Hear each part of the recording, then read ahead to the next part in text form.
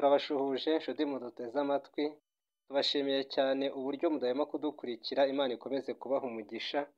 Wowe ukigera bwa mbere kuri iyi cano Amahumbezi, ni ukuri rwose uri uw'agaciro kuri twe kandi uri umuntu w'icyubahiro, turagukunda cyane kubera ko ibiganiro dutegura iyo tubipostinze mukabyumva kandi bikagira icyo bibamarira, natwe turushaho kunezerwa. Niyo mpamvu rero akanya nk'aka tubazaniye icyegeranyo cyangwa se ibintu 12 byagufasha kugira umuryango mwiza. Ushobora kuba wubatse cyangwa se uteganya kubaka, ushobora kuba umaze igihe kinini wubatse cyangwa se ari igihe gito umaze wubatse. Ibi bintu byagufasha kandi bikazatuma igihe cyawe kigenda neza mu minsi iri imbere. Niyo mpamvu rero wowe ukigera kuri iyi cano wakanda kuri subscribe kugira ngo tujye tubana no mu biganiro bikurikiraho, kandi wowe wayikanze twizere yuko rwose ibiganiro wagiye wumva kuri iyi cano hari icyo byakumariye. Ukimara kumva ikiganiro ushobora nawe kugira icyo ukivugaho wandika muri komenti ukavuga uti icyo kiganiro nacyumvise, gusa wenda icyo nge nakongeraho ni iki. Ahasigaye ukacyongeraho, ushobora kutwunganira cyangwa se ukatubwira uti hari ibintu muri gukora nkumva atari byiza, nabyo ukatubwira ubundi tukabikosora. Tubayeho ku bwanyu kugira ngo twubakane.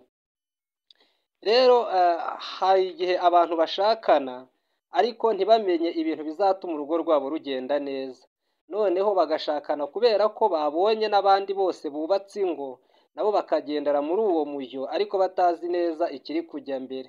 Aka kanya rero turagira ngo tukugezeho ibintu 12 bizagufasha bikaguherekeza mu rugendo rwawe rwose rw'ubu buzima bw'urushako. Ushobora kuba uri umukobwa ukavuga uti nari narabuze ahantu nkura inama, rwose aha ngaha wazihabona kugira ngo ejo cyangwa ejo bundi utazamera nka ba bandi baba bararwubatse ku mutwe.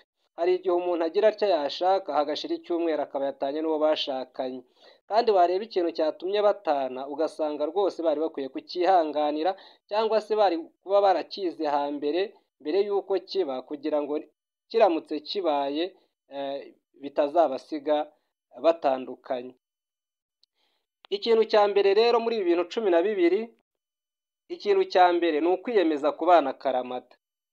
Kwiyemeza kubana akaramata nicyo kintu cya mbere uba ugomba gushakana n'uwo wumva mugiye kurwubakana, akaba ariyo ngingo ya mbere nawe iba igomba kuba iri ku mutima wawe. Ukavuga uti uyu mugore nshatse tuzabana akaramata, tuzabana ubuziraherezo nk'uko mubirahirira, haba imbere y'umurenge cyangwa se mu rusengero. Mbega ukamenya yuko uwo mugore ushatse cyangwa uwo mugabo ushatse ari we uruta abandi ku isi yose, uko yaba ameze kose, abe umukene, abe umukire, abe mugufi, abe muremure, abe inzobe, abe yirabura, uwo nguwo niwe wa mbere ukwiye kuba nyambere mu mibereho yawe. Noneho ukavuga uti uko byamera kose, uko intege nke zaba ziri kose kuri we, uwo nguwo tuzabana.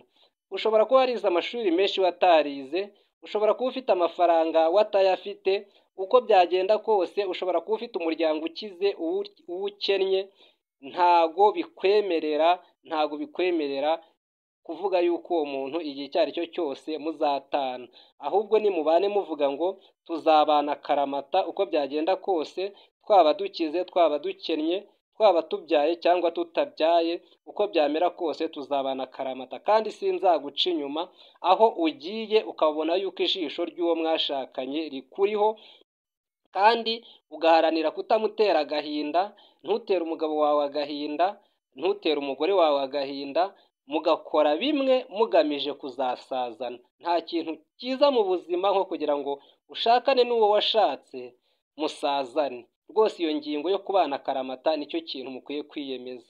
Ingingo ya kabiri rero ni ukugerageza gukorera ibintu hamwe. Gukorera ibintu hamwe ni ikintu cy'ingenzi, kuko nk'ubu muri iki gihe hari igihe ujya kubona ukabona, wenda reka tuvuge nko ku bahinzi, abahinzi wajya kubona ukabona bafite nk'imirima, ariko wajya kumva ukumva umugabo aravuga ngo afite imyihariko ye, ngo umugore afite imyihariko ye.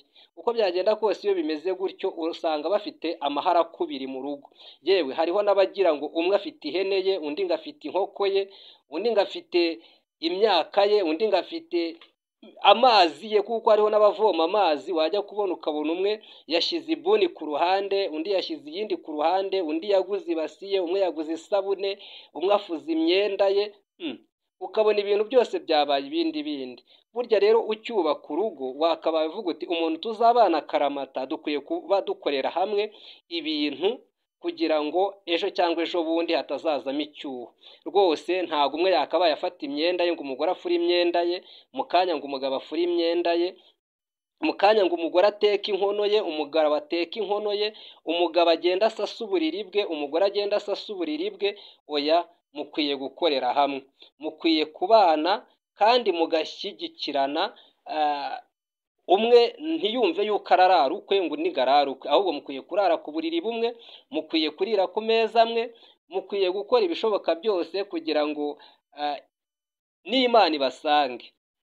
Niyo mpamvu rero aka kanya kuri iyi ngingo yo gukorera hamwe birasaba kugira ngo muze gusobanukirwa neza yuko gukorera hamwe kw'abagize umuryango ari byo bibubaka kandi bigatuma bashyigikirana muri byose, ndetse urugo rwabo rukaba rwo kwifuzwa aho batuye. Twari turi ku ngingo ya kabiri yavugaga gukorera hamwe kugira ngo ako kantu rwose nako mukazirikane. Noneho ingingo ya gatatu ni ukubahana. Uko byagenda kose kubahana ni ikintu cy'ingenzi, kubera ko niba umugabo atubashye umugore we, uko byagenda kose barashwana. Murabizi bagore, buriya abagabo bakunda icyubahiro. Umugabo nubwo mwaba mukennye cyangwa se muri icyo gihe ibintu bitagenda neza, ariko yagera mu rugo ukavuga uti mutware, dore ibyakozwe n'ibi, dore ibyakozwe ngibiriya. Niyo mpamvu igihe icyo ari cyo cyose rero aho ngaho muba mugomba gukorera hamwe kugira ngo mukubahana, mugafashanya, kuko nicyo kintu cya mbere cyubaka umuryango. Kandi burya na Bibiliya irabivuga ngo mwambare impuhwe zuje urukundo, kugwa neza no kwiyoroshya, kwitonda ndetse no kwihangana. Biboneka mu Bakolosayi ibice 3:12. Aho ngaho rero bigaragaza neza ko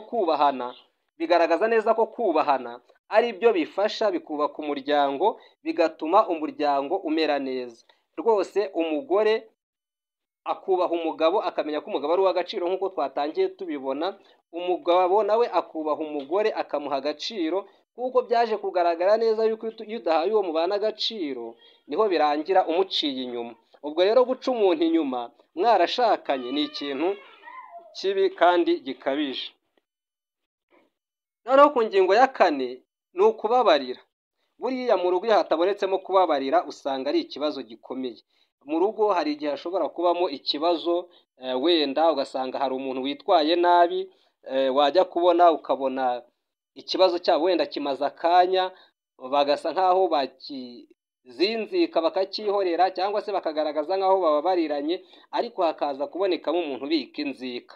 Akabika inzika igihe icyo ari cyo cyose, wajya kubona ukabona hariho nk'akantu gahise kavumbuka, kagahita gakora ibara. Niyo mpamvu ujya ukumva abantu bari bameze nk'abameranye neza, ndetse n'abaturanyi bavuga ngo bameranye neza, maze hashira akanya wajya ukumva umwe ngo yafashe ishoka, yafashe umuhoro, yafashe ifuni, yakubise mugenzi we. Kandi nyamara Bibiliya ubwayo iravuga mu Bakolosayi ibice 3:13, haravuga ngo mukomeze kwihanganirana no kubabarirana rwose igihe umuntu agize icyo apfa n'undi. Ni ukuvuga ngo igihe ugize icyo upfa na mugenzi wawe, kubabarirana nicyo kintu cya mbere gikwiye kubaho, ku buryo n'undi uwo ari we wese azajya ababona akabona rwose ibibazo mwari mufite byararangiye kera, aho kugira ngo ugume ugenda uvuga ngo ibyo yankoreye nzabimwitura. Ikindi, iyo mumaze rero kubana, mwungura n'umuryango, igihe cyagera mukabyara n'abana.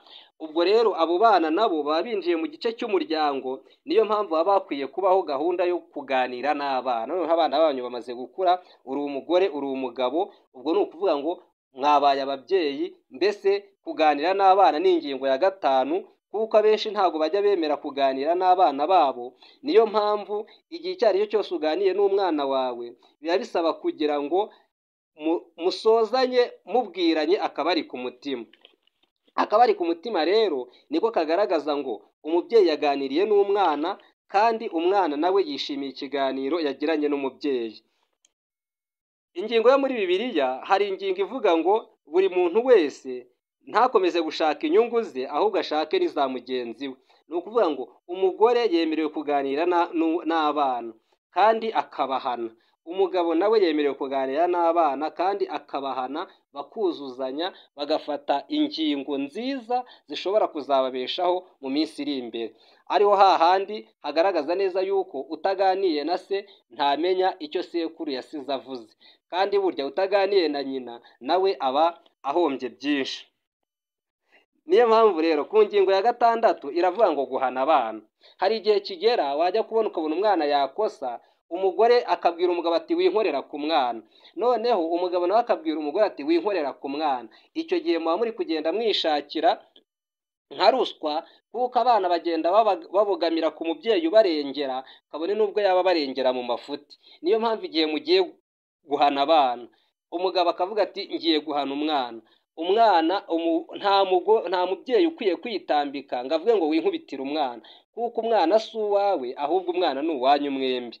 Niyo mpamvu bigaragara neza yuko hariho ababyeyi benshi bireherezaho abana, ugasanga umwana w'umuhungu cyangwa se w'umukobwa yireherejweho n'umubyeyi runaka, none ejo cyangwa ejo bundi ugasanga hari umubyeyi utangiye kubihomberamo, abana bagafatanya n'umwe mu babyeyi bakazajya bamugirira nabi. Niyo mpamvu hari ihame rya Bibiliya rivuga ngo mu Bakolosayi ibice 3:21, ntimukarakaze abana banyu kugira ngo batabazinukwa. Ni ukuvuga ngo numuhana umuhane mu bugwaneza, atari bya byo gufata hariho ngo abafata ubuhiri bakabakubita, ntabwo uko ariko kumuhana, ahubwo ukwiye kumuhana mu bugwaneza, ndetse muri cyaba cyiza ni ukubanza ukamuganiriza ukamenya impamvu yatumye akora icyo kintu kidahwitse.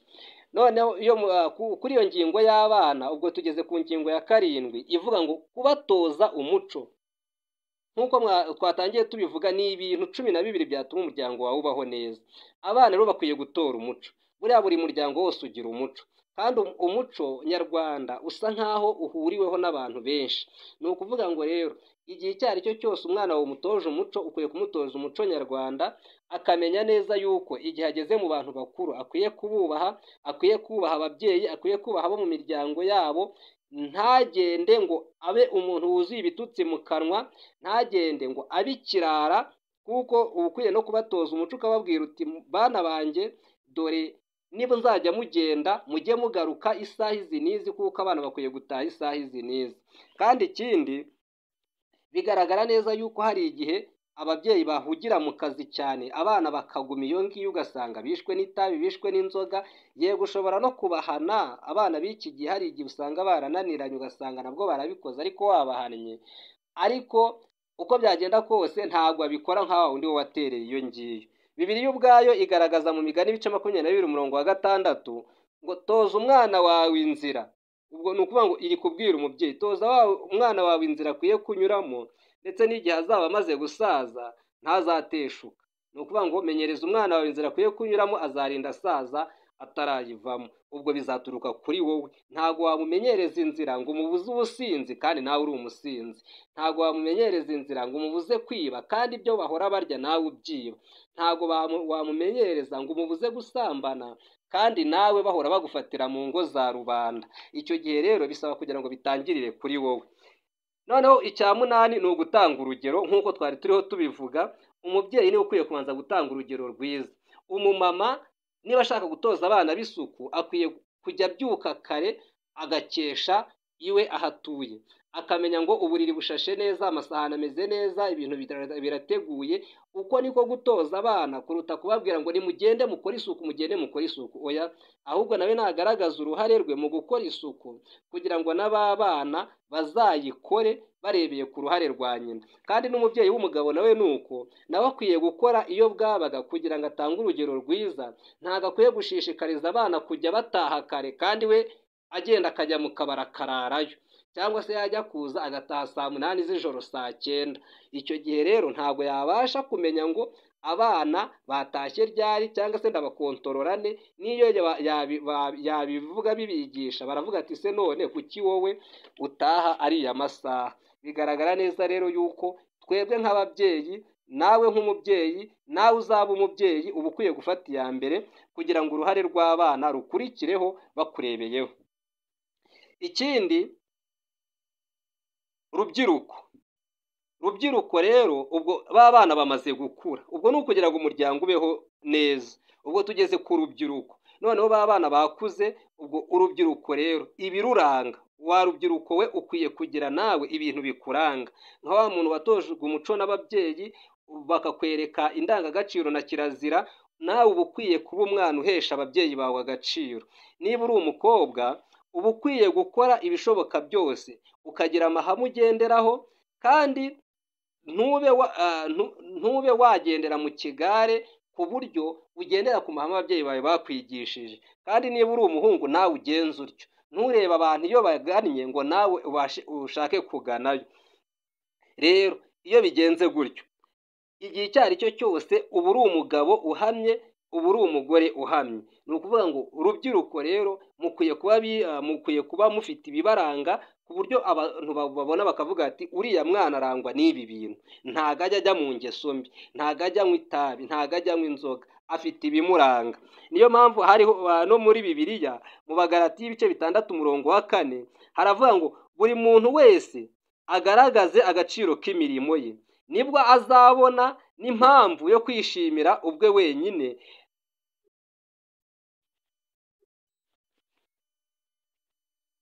Noneho rero ibikuranga rubyiruko bikwiye kubaho, ukagira indangagaciro, ugaharanira yuko abantu bakubona neza.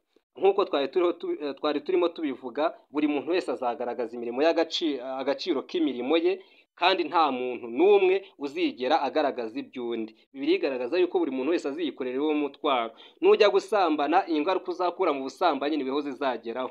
Nujya kwiba, ingaruka zizava mu bujura niweho zizageraho. Niwica uzafungwa, niweho ingaruka zizageraho. Niyo mpamvu igihe icyo ari cyo cyose uri urubyiruko ukwiye kugira amahame akurinda, akakurengera, kandi ugahesha agaciro umuryango wawe. Ikindi kandi mwana, ugahinduka umwizerwa. Ukwiye kuba umwizerwa ku buryo n'ababyeyi bawe igihe bagutumye bakwiye kukwizera. Noneho ntihagire umuntu wenda uvuga uti uyu mwana nubwo agiye ntago aragaruka. Burya kumvira ababyeyi ni nko kwishyura umwenda ufitiye banki.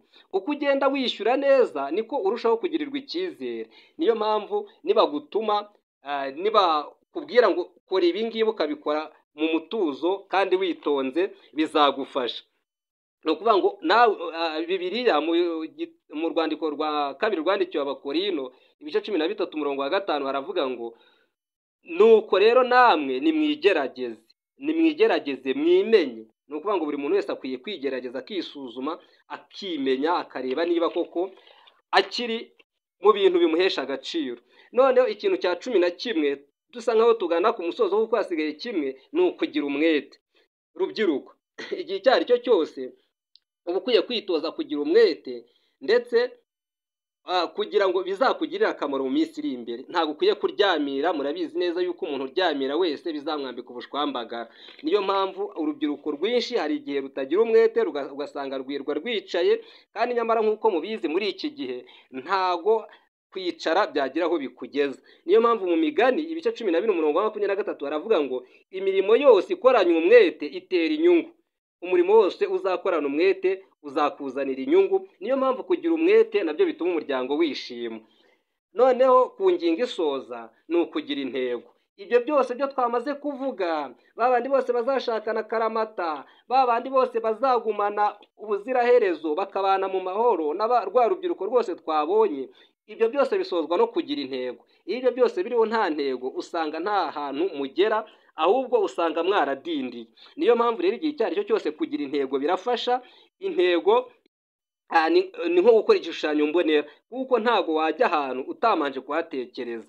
Niyo mpamvu hari ihame rya Bibiliya rigaragaza ngo nutegereza ibihe byiza ngo niho uzagira icyo ukora, icyo gihe ntago bizakunda. Kuko mubwiriza ibice 11:4 haravuga ngo uwitegereza ibicu ntazabiba, kandi uwitegereza umuyaga ntazabiba, kandi uwitegereza ibicu ntazasarura. Niyo mpamvu rero igihe icyo ari cyo cyose muntu ushaka kugera ku buzima bwiza n'ibyishimo, ibyo bintu uko ari 12 reka bizajye bikuranga.